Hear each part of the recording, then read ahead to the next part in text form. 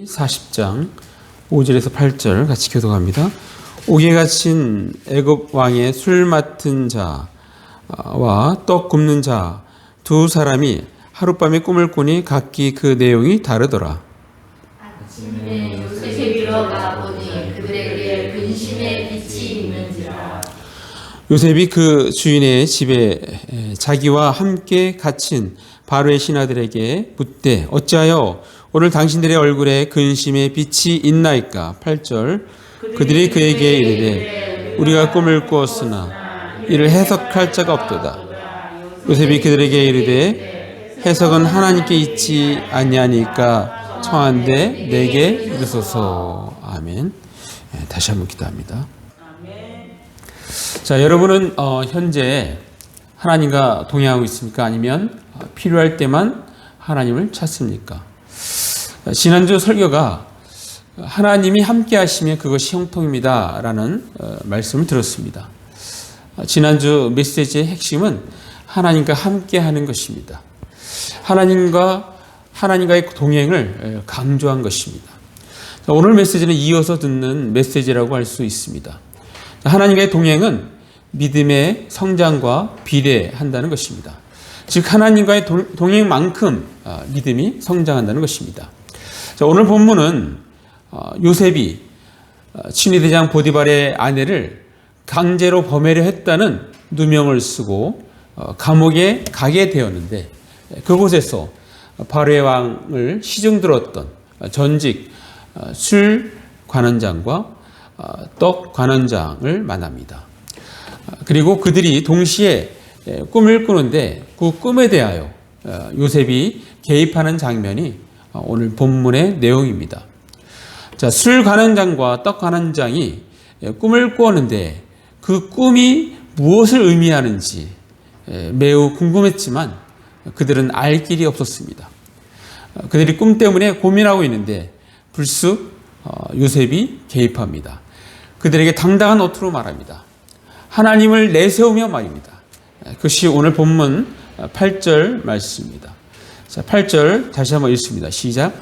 그들이 그에게 이르되 우리가 꿈을 꾸었으나 이를 해석할 자가 없도다. 요셉이 그들에게 이르되 해석은 하나님께 있지 아니하니까 청하건대 내게 이르소서.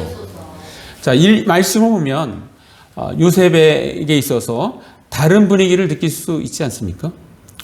자, 이것은 하나님에 대한 확신이 없으면 할 수 없는 말입니다. 따라서 요셉은 그간 하나님과의 동행을 통하여 믿음의 성장이 이루어졌음을 우리가 알 수 있는 대목인 것입니다.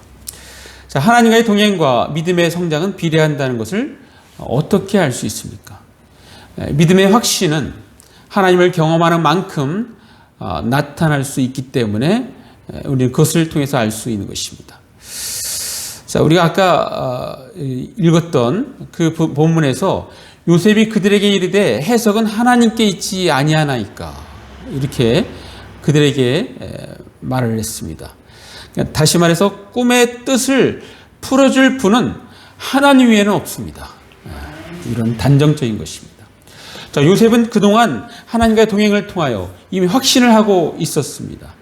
미래는 하나님의 것이라는 것을 말입니다. 자, 우리들도 마찬가지입니다.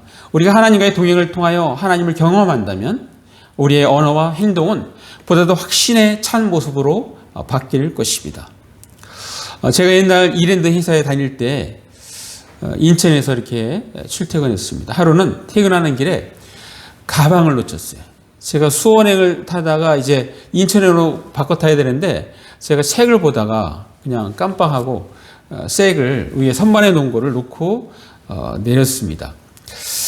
자, 막바로 뒤에 있는 전철을 타고 제가 종점인 수원역까지 갔는데 찾을 수가 없었습니다. 그리고 집에 왔습니다.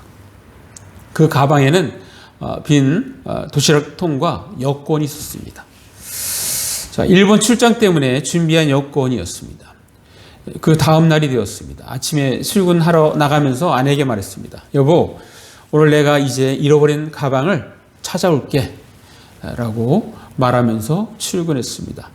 자, 아내는 그때 말은 안 했지만 속으로 이 양반이 왜 그러나 그것을 어떻게 찾는단 말인가 그 넓은 서울 바닥에서 하고 황당했습니다. 제가 그러한 확신을 가졌던 것은 이런 물건 중 도시락통은 뭐 별로 중요하지 않지만 여권은 중요하지 않습니까? 여권은 제게 반드시 필요했던 것이었습니다. 물론 뭐 재발급 받을 수 있었지만 말입니다. 자, 하나님은 사랑하는 자녀에 꼭 필요한 것은 다시 찾게 해 주실 것이라는 믿음이 제게 있었습니다. 그리고 그것을 위하여 기도할 때 마음에 평안이 왔었습니다. 자, 그래서 제가 아내에게 그렇게 말을 했던 것입니다.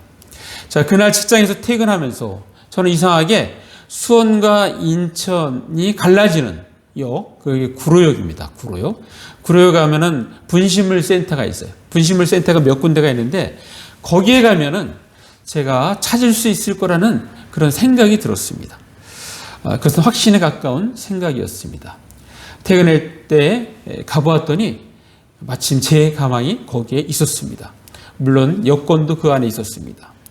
이것은 작은 일이지만 어떤 부분에 대하여 확신을 줄 수 있는데 그때가 바로 그랬던 것 같습니다. 자, 즐거운 얼굴로 집에 들어서는 저의 모습을 보며 아내는 많이 놀라워했습니다. 제가 물건을 찾으면서 분식물 센터 직원에게 물어봤습니다. 잃어버린 물건을 찾아가는 확률은 어떻게 됩니까? 라고 했더니 일단 분실된 것이 그곳에 오는 확률은 10에서 20%라고 합니다. 자, 그리고 그 물건, 분실물이 왔어요. 왔는데 그걸 누가 찾아가야 될 거 아닙니까? 주인이. 그러니까 물건을 직접 와서 찾아가는 비율, 거기서 또 10에서 20%라는 거예요. 그러니까 실제 찾았어도 있어도 찾지 않는 물건이 또 많은 거예요. 자, 그 둘을 합치면 잃어버린 물건을 찾는 비율은 1%에서 2%가 되는 것입니다. 100개 중 한두 개인 것입니다. 자, 이러한 경험들은 보다 더 하나님에 대한 확신을 가져다 줍니다. 자, 하나님과의 동행과 믿음의 성장은 비례합니다. 자, 그것은 믿음의 고백에서도 드러납니다. 자, 믿음의 고백이 더욱 성숙해져가는 모습을 통해서도 드러나는 것입니다. 그 좋은 예를 사도 바울을 통해서 발견할 수 있습니다. 자, 사도 바울이 고린도전서를 쓴 시기는 AD 55년에서 56년 초입니다. 에베소 지역에서 썼습니다. 그는 그 서신에서 이렇게 고백합니다. 자, 고린도전서 15장 9절 말씀. 자, 한번 같이 읽어볼까요? 시작. 나는 사도 중에 가장 작은 자라. 나는 하나님의 교회를 박해하였으므로 사도라 칭함받기를 감당하지 못할 자니라. 자, 사도 바울은 예수님과 함께 공생애를 산 제자는 아닙니다. 실제 얼굴을 맞댄 적은 한 번도 없습니다. 다만 뒤늦게 다메섹 도상에서 햇빛보다 더 강한 빛이신 예수님을 만남으로 주님을 만났던 것입니다. 자, 부활하신 예수님을 만난 것입니다. 그리고 예수님으로부터 이방인에게 복음을 전할 전도자라는 칭함을 얻습니다. 자, 그래서 사도 바울은 고린도 교회 자신을 소개할 때 나는 사도 중에 가장 작은 자라라고 소개하고 있는 것입니다. 사도가 뒤늦게 되었으니 자신이 막내라는 것입니다. 자, 그 이후 약 10년이 지났습니다. 10년이 지난 사도 바울의 고백은 어떻게 변화가 되었는지 디모데 전서에서 그 모습을 볼 수가 있습니다. 자, 디모데 전서는 AD 63년에서 65년경에 마게도냐 지역에서 쓴 서신입니다. 약 한 10년 됐죠. 고린도전서를 쓴 지가 약 10년이 흐른 뒤의 모습입니다. 자, 그때는 자신을 무엇이라고 부르는지 한번 우리가 말씀을 보겠습니다. 디모데전서 1장 15절 말씀. 자, 같이 읽습니다. 시작. 이보다 모든 사람이 받을 만한 이마이여 그리스도 예수께서 죄인을 구원하시려고 세상에 임하셨다 하였다. 죄인 중에 내가 괴수니라. 예. 자, 여기서는 죄인 중에 괴수라고 자신을 칭하합니다. 보다 더 신앙이 성숙해져가는 사도 바울을 발견할 수가 있는 것입니다. 자, 사도 바울은 더욱더 겸손해진 것입니다. 자, 벼는 익을수록 고개를 숙인다고 합니다. 겸손은 한 인격이 성숙해져 간다는 증거입니다. 자, 그런데 믿음이 좋다는 사람이 계속해서 교만한 태도를 취한다면 그러면 그 믿음은 잘못된 것입니다. 그 믿음은 가짜인 것입니다. 자, 분별의 기준이 무엇입니까? 그것은 하나님의 말씀입니다. 자, 하나님 말씀에서 겸손에 대해서 베드로전서 5장 6절 말씀. 자, 같이 읽습니다. 시작. 그러므로 하나님의 능하신 손 아래서 겸손하라. 때가 되면 너희를 높이시리라. 자, 성경은 겸손할 것을 우리에게 말씀하고 있는 것입니다. 자, 신앙생활이 연수가 오래되면서 겸손해지는 것이 올바른 것입니다. 또한 하나님과 동행한다면서 믿음은 성장하지 않는다면 이 또한 거짓말입니다. 그 사람은 하나님과 동행하지도 않으면서 동행하고 있다고 스스로 속고 있는 것입니다. 자, 하나님의 동행과 믿음의 성장은 비례합니다. 자, 그러나 여기에는 변수가 있습니다. 그 변수는, 가장 큰 변수는 교만해서는 안 된다는 것입니다. 자, 하나님의 동행과 믿음의 성장은 비례하다가 교만해지면 이 관계가 성립이 안 됩니다. 이 관계는 깨집니다. 구약 성경의 한 예를 드리겠습니다. 남유다의 아사 왕입니다. 자, 유다의 아사 왕은 왕이 되고 나서 이방신을 멀리하며 우상 숭배를 금하는 등 아주 성공적으로 종교 개혁을 실시했습니다. 그리고 이방의 침입, 특별히 구스 사람 세라가 100만 대군을 이끌고 거기에다가 병거 300대를 이끌고, 병거 300대라면 이게 전차라고 생각하면 돼요. 전차. 독일이 2차 세계대전 때 그들이 쓴 전략이 전격전입니다. 전격전. 한국에 먼저 폭발을 이렇게 공중으로 폭격하고 그다음 전차가 막 밀고 그냥 속도로 내서 가면 뒤따라서 보병이 따라가는. 그래서 엄청 빠르게 이렇게 정복해 나가는 그런 전략입니다. 자, 그런 전차에 해당되는 것이 이 병거입니다. 300대를 이끌고 유다를 침공했을 때 하나님께 나아가 기도함으로써 손쉽게 승리하게 됩니다. 자, 이러한 모습은 아사 왕이 믿음이 좋은 선한 왕으로 불려지게 했습니다. 자, 그러다가 몇 년이 흘렀습니다. 어느 날 한 가지 급보가 들려옵니다. 라이벌로 있는 북이스라엘 바사 왕이 유다를 치러 올라왔다는 것입니다. 이들은 표현이 올라왔다는 표현을 써요. 왜냐하면 예루살렘을 중심으로 하기 때문에. 자, 몇몇 성읍을 점령하고 북이스라엘 사람들이 남유다 예루살렘에 가지 못하도록 길목을 막는 작업을 진행하고 있었습니다. 자, 아사 왕은 곧바로 하나님의 성전 곳간과 왕궁 곳간에 있는 은금을 준비하여 북이스라엘 북쪽에 위치한 아람의 베나닷 왕을 찾아갑니다. 그리고 북이스라엘과 아람과 맺었던 상호 불가침 조약을 깨고 북이스라엘을 공격해달라고 부탁을 합니다. 자, 아람은 꼭 먹고 알 먹고였습니다. 자, 우리 잠깐 지도 한번 볼까요? 자, 이게 이 파란 게 북이스라엘이고 요 노란 게 남유다예요. 남유다. 자, 그런데 지금 북이스라엘이 이렇게 쳐들어온 거예요. 쳐들어왔는데 그 가장 큰 목적이 뭐냐면 북이스라엘 사람들은 여기에 베델을 져가지고 이 여호와 하나님을 섬기지 못하도록 그렇게 했는데, 그런데 사람들은 어떻게 해요? 사람들은 예루살렘이 좋은 거예요. 예루살렘. 여기 가면 하나님의 성전이 있잖아요. 멋있는 성전이 있잖아요.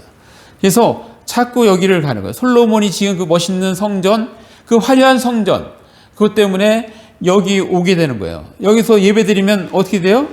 여기 오늘날로 하면 이제 헌금을 여기다 하잖아요. 헌금. 그러니까 자꾸 뭐예요? 북이스라엘 입장에서는 돈이 이쪽으로 빠져나가는 거예요. 돈이. 그러니까 이걸 막아야 되기 때문에, 자, 요 예루살렘과 요 베델 사이에 라마가 있어요. 라마. 자, 그 다음 장면 한번 보세요. 자, 라마가 있잖아요. 베델과 예루살렘 사이에 라마. 요게 이렇게 가는 길목입니다. 길목. 그래서 북이스라엘이 여기 침입을 해갖고 라마를 딱 점령을 해갖고 여기다가 이제 성을 쌓는 거예요. 성을. 그래서 백성들이 여기를 지나가지 못하도록. 그렇게 작업을 딱 하고 있는데, 자, 이거를 막으려니까 어떻게 해요? 이 예루살렘에 있는 이 아사 왕은, 자, 다음 지도를 다시 한번 보여주세요. 자, 이 아람이 여기입니다. 아람이 여기인데 여기다가 이렇게 은급을 갖다 바치면서 여기서 공격해달라고 이렇게. 자, 공격을 해주면 어때요? 여기서 작업하던 사람이 당장 급한 게 여기니까 이쪽으로 가게 될 거 아니에요. 그때 요거를 이제 공략하려고 그렇게 했던 것입니다. 자, 그래서 북이스라엘은 이렇게 공격을 받게 되었는데요. 그 소식을 들었던 바하사 왕, 북이스라엘 바하사 왕은 하던 일을 중단하고 아람의 침입을 막기 위하여 북쪽 지역으로 급히 이동합니다. 그 틈으로 아사 왕은 그들이 건축 중인 라마 지역을 다시 확보합니다. 그리고 북이스라엘에 건축하려고 쌓아둔 그 건축 각종 자재를 통하여 공짜로, 그들이 모아놓은 걸로 공짜로 이 견고한 성을 짓습니다. 자, 객관적으로 보면 아사 왕은 이 제갈공명 같은 그런 좋은 전략을 구사했던 것입니다. 자, 그런데 이 사건은 영적으로 볼 때 하나님께 죄를 짓는 일이었습니다. 자, 아사 왕은 하나님을 제쳐놓고 자신의 지혜를 통하여 이방 나라인 아람을 의지했다는 것입니다. 자, 어느 순간 아사 왕은 하나님을 찾지 아니하고 어느덧 교만해졌던 것입니다. 자, 그때 하나님께서는 선견자 하나니를 아사 왕에게 보냅니다. 그리고 아사 왕에게 책망의 메시지와 경고의 메시지를 동시에 함께 전달합니다. 자, 간단히 말하면 이렇습니다. 과거에 그 어마어마한 구스의 침략 때 내가 여기서 나를이라는 건 하나님이에요. 하나님. 내가 나를 의지했으므로 내가 도와주지 않았느냐. 자, 그런데 이번에는 그것보다 훨씬 작은 일인데 왜 나를 의지하지 않고 이방인 아람 왕을 의지했느냐. 너 나를 무시했어. 너 그 벌로 너는 전쟁을 경험하게 될 거야. 이게 하나님이 주셨던 메시지였어요. 자, 이런 메시지를 들은 아사 왕은 겸손히 그 말을 들었어야 했습니다. 그때 하나님 앞에 나아가 하나님, 제가 잘못했습니다. 이렇게 회개했었어야 합니다. 자, 그런데 아사 왕은 그렇게 하지 않았습니다. 이미 교만해져 있기 때문에 들어오질 않는 거예요. 자, 그는 어떻게 처신했을까요? 아사 왕은. 자, 그 부분을 한번 확인해 보겠습니다. 역대하 16장 10절. 자, 같이 읽어보겠습니다. 시작. 아사가 노하여 선견자를 옥에 가두었으니 이는 그의 말에 크게 노하였습니다. 그때 아사가 또 백성 중에서 몇 사람을 학대하였더라. 예. 자, 오히려 선견자 하나니를 옥에 가둘 뿐만 아니라 백성 중에서 몇 사람을 학대하였습니다. 사람이 교만해지면요, 하나님이 안 들어오는 거예요. 자, 아사 왕은 이후 병이 들게 되었고, 그는 그 병으로 2년 앓다가 2년 후에 죽게 됩니다. 역사에서 사라진 것입니다. 자, 무슨 말입니까? 하나님과의 동행에서 주의해야 할 상황은 교만인 것입니다. 잠언 16장 18절 말씀. 자, 우리 같이 한번 읽습니다. 시작. 교만은 패망의 선봉이요 거만한 마음은 넘어짐의 앞잡이니라. 예. 교만한 사람 무조건 망하게 돼 있어요. 이게 성경의 말씀입니다. 예. 교만하면. 자, 하나님 믿는 백성도 그런데 하나님 믿지 않는 사람도 교만하면 망하는 거예요. 망하는 거. 그래서 막 집요하게 하나님 대적하는 사람은요, 반드시 망하는 거를 눈에 보이게 합니다. 보이게. 자, 신앙생활에 있어서 우리는 평생 교만을 다스려야 합니다. 교만해지는 순간 하나님과의 동행은 끝나는 것입니다. 자, 이를 방지하기 위해서 우리는 늘 겸손해야 합니다. 그리고 늘상 회개하며 관계를 최상으로 가져야 합니다. 자, 이를 위해서는 날마다 성령 충만해야 합니다. 자, 우리는 지금 하나님과의 동행과 믿음의 성장은 비례한다라는 제목의 설교를 듣고 있습니다. 그렇다면 우리는 어떻게 해야 할까요? 자, 세 가지만 말씀드립니다. 첫 번째는 하나님과의 동행을 즐겨야 합니다. 자, 한번 같이 읽습니다. 시작. 하나님과의 동행을 즐겨야 합니다. 자, 우리의 인생은 마라톤입니다. 따라서 급히 한꺼번에 모든 것을 이루려 해서는 안 된다고 우리는 말합니다. 마찬가지로 우리의 영적 생활도 동일합니다. 한 번에 하나님과의 동행으로 끝내는 일은 없습니다. 우리는 평생 그렇게 하나님과 동행하며 살아가는 것입니다. 자, 그러한 삶을 우리가 피할 수 없다면, 그러면 가장 현명한 대처는 뭡니까? 바로 즐기는 것입니다. 하나님과의 동행을 즐기는 것입니다. 그것을 우리는 다른 말로 주 안에서 살라라고 말합니다. 하나님의 사랑 안에서 사는 것을 의미하는 것입니다.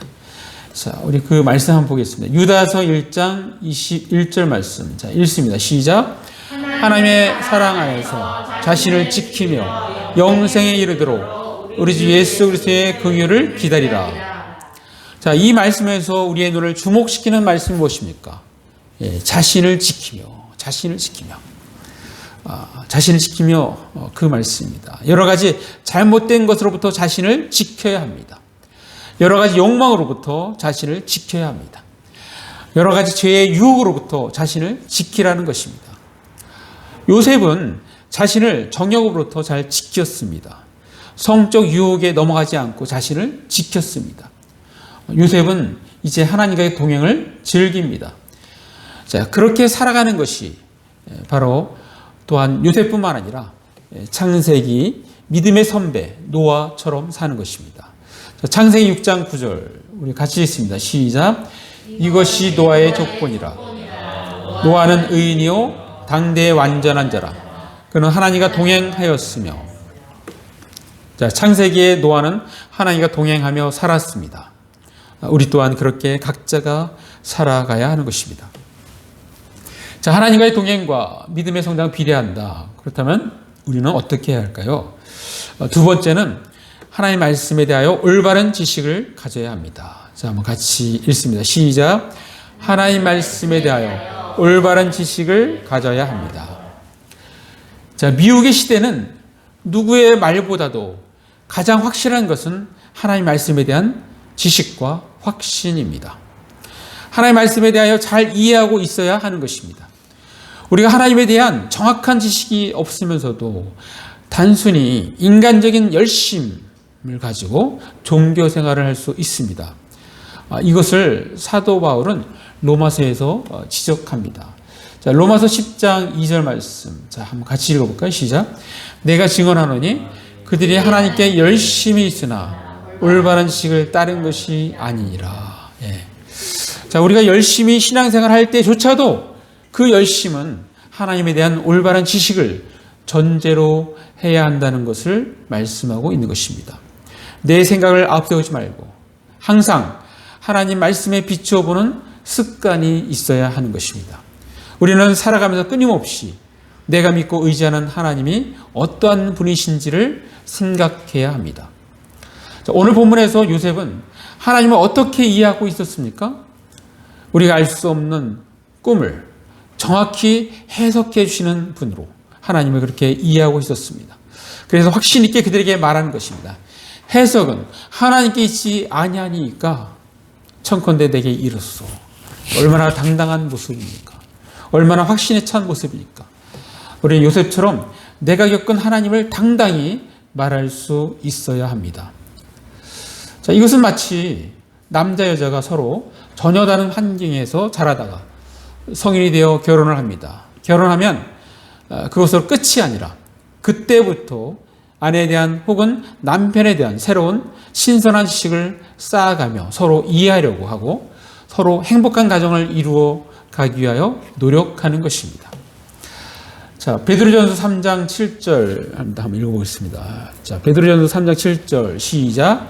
남편들아 이와 같이 지식을 따라 너희 아내와 동거하고 그를 더 연약한 그릇이요 또 생명의 은혜를 함께 이어받을 자로 알아. 귀히 여기라. 이는 너희 기도가 막히지 아니하게 하려 함이라. 자, 성경은 아내는 더 연약한 그릇이라고 표현합니다. 깨어지기 쉬운 인격체라는 것입니다. 그러므로 남편은 말과 행동을 주의하여 아내를 더 귀히 여기라고 언급하고 있는 것입니다. 자, 마찬가지로 우리가 예수님을 통해 하나님을 믿는다는 것은 영적으로 주님과 결혼하였음을 의미합니다. 우리는 신부로서 신랑이신 예수님을 알아가면서 신앙생활 하는 것입니다. 자, 우리가 신랑이신 예수님을 보다 더 깊이 알아갈 때 주님과의 동행은 더 깊어지고 더 긴밀해지는 것입니다. 자, 하나님과의 동행과 믿음의 성장은 비례한다. 그렇다면 우리는 어떻게 해야 할까요? 마지막 세 번째는 자신을 늘 새롭게 해야 합니다. 자, 같이 읽습니다. 시작. 자신을 늘 새롭게 해야 합니다. 자, 요즘 우리들이 사는 세상에는 가정에 컴퓨터가 없는 집이 없습니다. 최소한 한두 대는 다 가지고 있습니다. 공통적으로 느끼는 것이 있습니다. 처음에 컴퓨터가 빨랐는데 어느 정도 시간이 흐르면서 속도가 느려진다는 것입니다. 이거는 누구나 다 겪는 공통점입니다. 자, 그동안 사용하면서 원치 않는 것이 자꾸자꾸 컴퓨터에 자동으로 저장되어 가기 때문입니다. 원치 않는 파일들이 들어와서 속도를 저하시키는 것입니다. 자, 이것을 방지하기 위하여 우리는 정상적으로 검색을 하고 이상한 것은 클릭하지 말아야 하는 것입니다. 의심되는 파일은 클릭하지도 말고 다운받지도 말아야 합니다. 그리고 어쩌다 한 번은 새로 까는 거, 포맷을 새롭게 해야 합니다. 그래서 쓸데없는 파일을 한 번에 다 정리하는 작업을 해야 하는 것입니다. 자, 마찬가지로 우리가 살아가면서 주의한다고 하지만 나도 모르게 내 안에 안 좋은 것이 들어와서 또아리를 틀고 앉아 머무는 경우가 종종 있습니다. 자, 우리는 이러한 것을 정리해 주어야 합니다. 영적으로 포맷을 해 주어야 하는 것입니다. 자, 다윗이 밧세바 여인과의 동침과 간접 살인을 하고서도 그것이 심각한 죄인 줄을 몰랐습니다.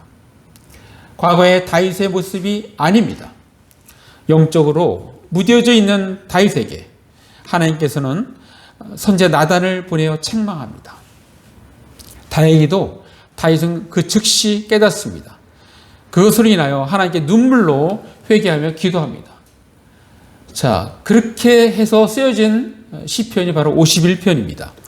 자, 51편, 시편 51편 10절 우리 같이 읽습니다. 시작. 하나님이여 내 속에 정한 마음을 창조하시고 내 안에 정직한 영을 새롭게 하소서. 예. 오 하나님이여 내 안에 깨끗한 마음을 창조하시고 내 속에 올바른 영을 새롭게 하옵소서. 이것은 마치 컴퓨터를 새롭게 포맷하는 것과 같습니다. 그리고 이러한 일은 항상 영적으로 접근하는 것입니다. 이러한 것은 하나님에 대하여 그리고 우리의 영적 상황을 가장 잘 아시는 성령님의 도우심으로 하는 것입니다. 자, 디도서 3장 5절 말씀. 자, 같이 읽습니다. 시작. 우리를 구원하시되 우리 행한 바 의로운 행위로 말미암지 아니하고 오직 그의 긍휼하심을 따라 중생의 시승과 성령의 새롭게 하심으로 하셨나니. 자, 이 말씀에 보면 우리를 영적으로 새롭게 하시는 분이 누구십니까? 바로 성령님이십니다. 성령님. 성령의 새롭게 하심으로. 새롭게 하시는 분은 바로 성령님이시라는 거예요. 자, 그러므로 우리를 날마다 새롭게 하기 위해서는 날마다 성령의 충만함을 구해야 하는 것입니다. 자, 정리합니다. 자, 오늘날도 우리는 여전히 하나님과의 동행이 중요합니다. 자, 하나님과의 동행을 계속한다는 것은 곧 나의 신앙이 성장하고 있음을 보여주고 있기 때문입니다. 자, 하나님과의 동행은 곧 성령님과의 동행입니다. 성령을 늘 받아들이고 성령님을 인정하고 성령님과 함께 살아감으로써 진정으로 하나님과의 동행을 이어갈 수 있는 것입니다. 하나님과의 동행과 믿음의 성장은 비례합니다. 따라서 우리는 아까 들었던 세 가지 하나님과의 동행을 즐겨야 합니다. 또 하나님의 말씀에 대하여 올바른 지식을 가져야 합니다.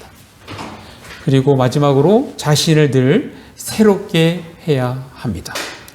자, 우리 모두 하나님과의 동행을 죽는 순간까지 함으로써 신앙생활에 승리하는 저와 여러분이 되시길 간절히 바랍니다. 네, 기도하겠습니다. 잠깐 말씀 생각하시면서 1, 2분 잠깐 기도로 나갑니다.